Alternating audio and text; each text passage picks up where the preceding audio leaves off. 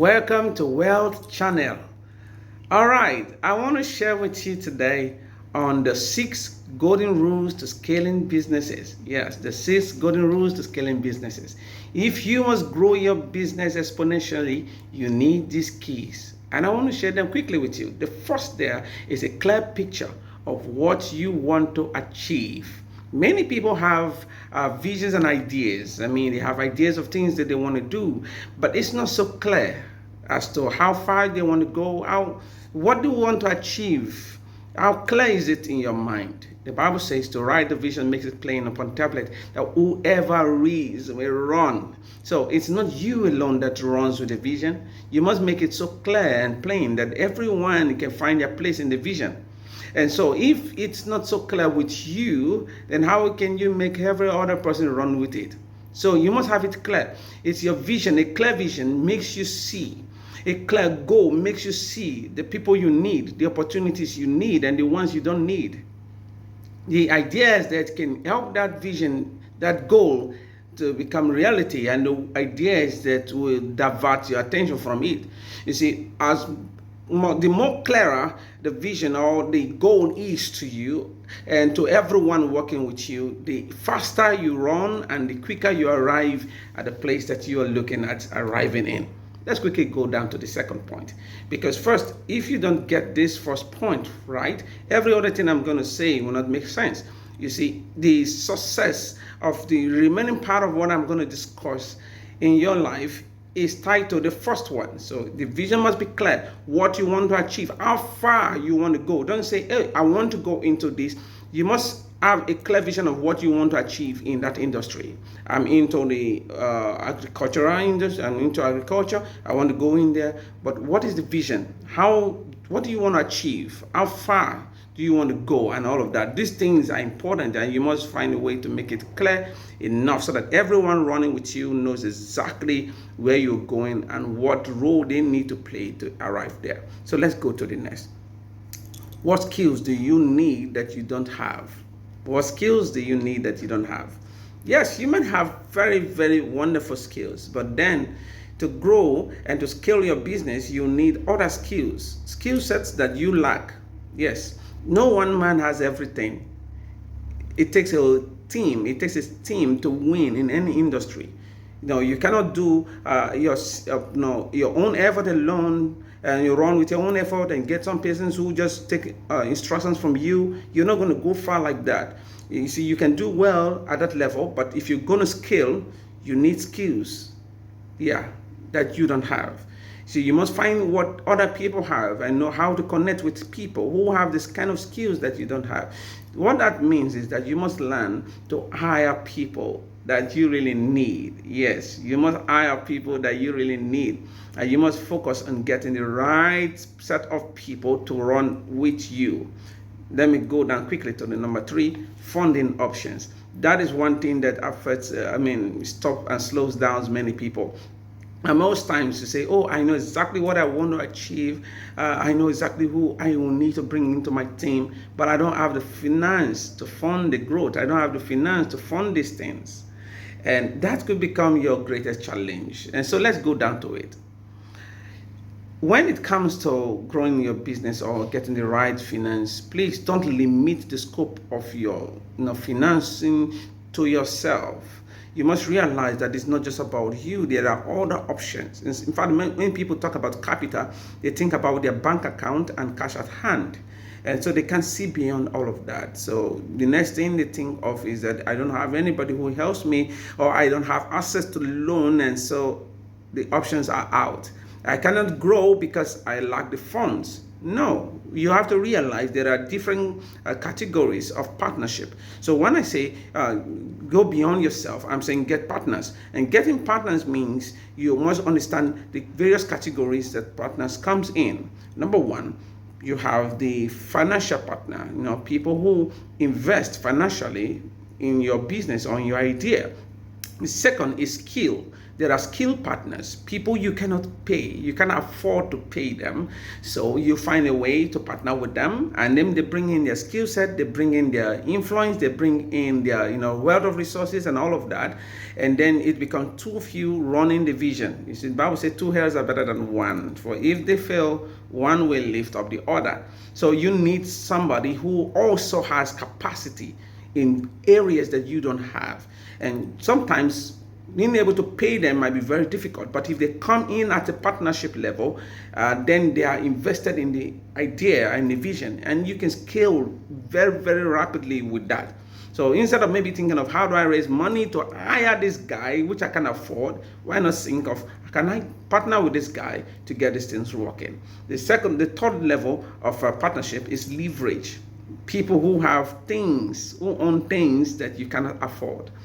I own a building, you can afford it. And so you partner with me, we share profit, and then I give you the building to use. That is leverage. So you must understand the various dimensions. There are partners who bring in finance, there are partners who bring in skills and experience and influence, and there are partners who give you leverages, give you facilities to use, things to use, and content to use, and all of that. So these are important. So don't limit your funding to yourself. Open yourself up. Realize that you can get things done and things can happen much more easier and better for you. Okay, so let's go to the fourth key there. Go corporate. Why? Most people start up their business and they do a lot of things online, but yet they are not incorporated. So some persons go, get some licenses, and then they go for enterprise. Enterprise is quite limited. So I advise that if you're going to go so far, you need a limited liability company. Yes, you should get yourself, your company incorporated. There are companies that you will not be able to deal with as a individual, but you'll be able to deal with them much more, and they'll find reason to work with you when you are incorporated. In fact, some organizations and some agencies don't deal with individuals, they deal with only corporations. So you are absolutely limited if you're working just as an individual. So get yourself incorporated, but please don't go for an enterprise. Scale up, go for a limited company. Why? Because it has advantages. There are so many things, I can't go deep into that, down to corporate, tax and all of that, and opportunities to work at different levels and categories with government and with organizations. People take you seriously when you have a company. Sometimes people say, okay, I have this company, S&S Global Limited, global company. Let me leave the limited out of it. So S&S Global Resources Company. And then you said, okay, let's do this job. Send me your account. And then you send in personal account. No, nobody takes you serious. You must be able to have a corporate account, and have corporate books and all of those things. It's important. You can't go far without that. You must be incorporated. Very important, very important, very important. I can't overemphasize it. In fact, start now. Get it done now. And I will take time to talk about some things you should know when you're incorporating less time. So let's go to the next key there. Start from where you are. Start from where you are with lots of leverage. Don't just start from where you are. Please start with lots of leverage. So I say, don't wait until it gets better to do what you want to do. Start now. Build and invest in yourself, believe in yourself, and start doing what you have to do. And guess what? Don't just start from where you are. Start with a lot of leverage. Leverage can make you start big even when you don't have so much. You can start big without having so much. Why? Because, okay, let me give you an example of that. Okay, I pick up a shop and I want to do business. I have this friend who is into stuff and he imports stuff and does some big things. So I stuck with him and he decides that, okay, he's going to be giving me goods and then I'll pay at the end of the month. So he supplies me goods worth over 3 million naira. Okay, then I have my shop stocked with it. You see, somebody looks at me and say, wow, this guy began his business with 3.5 million. No, I didn't. I started with maybe a shop, and maybe I paid 250,000 or 300,000 for the shop or 500,000 for the shop. And I got goods of 3 million naira. And then my whole business is worth that much, but not like that. because this money is not mine. So as I'm remitting and I'm getting more, you see, I'm starting a kind of big, but yet from where I am, what I did was to leverage, add leverage to whatever I'm doing. So you can start from where you are, but make sure you have a whole lot of leverage to work with. Work with a whole lot of leverage, and I'll go there quickly. And the last point you need to understand is learn the golden rule. What is the golden rule? Find ways people can have stake in your profit. Find ways people can have stake in your company, in your profit. Now, God was speaking to me sometimes. He said, the day you're comfortable making other people wealthy, you become wealthy. You see, most times people share ideas with people, but they don't show those people what is in for them in the idea. You see? So some people don't have partners, don't have people who are, investing for the profit, people who are, investing time, energy, resource, or whatever for the profit. They are only investing time, energy, and all of that for the salary. And you see, workers have a very limited, concern for any business. They are looking for the next pay, higher pay, and then they are off. So what you do is you must get to that point where you find people who have what you need to grow and offer them a portion of your profit. And if they have stake in your profit, and everybody works so hard to see that the profit rise, because if the profit rise, we all rise. But if the profit rises and only you get to rise, then nobody's interested in your idea. So everybody who works want to work for you for the pay. And as soon as they get the money, and that is all. If they're going to give anything more, they want you to pay for that more. But when people have stake, they give everything because they know something is coming back to them. Don't seek to have everything. Bill Gates owns just 1% of Microsoft, for God's sake, and is among the world's richest men in the world. If you check all of your none of them have more than 10% or 15% of their entire equity.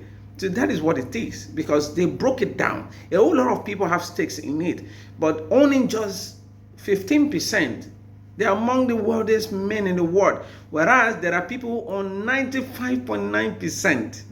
and yet they are at the bottom.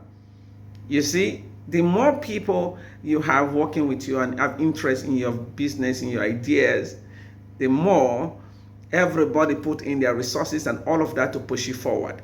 When the owners of BlackBerry began, it was a big struggle. They employed a young man who decided to put in his effort. Then at some point, the owner of the company said, why not me give you a share so that we can partner together? And the guy said, oh, fine, that's good. As soon as that was done, the guy invited one of his friends who studied also in Harvard.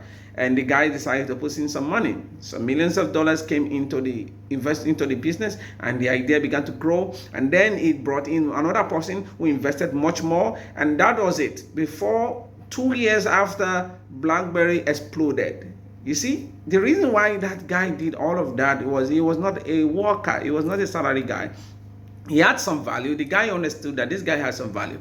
If I can share profit, he will bring in his influence, he will bring in his contact, he will bring in so many things, and we can scale this business. And that is exactly what he did.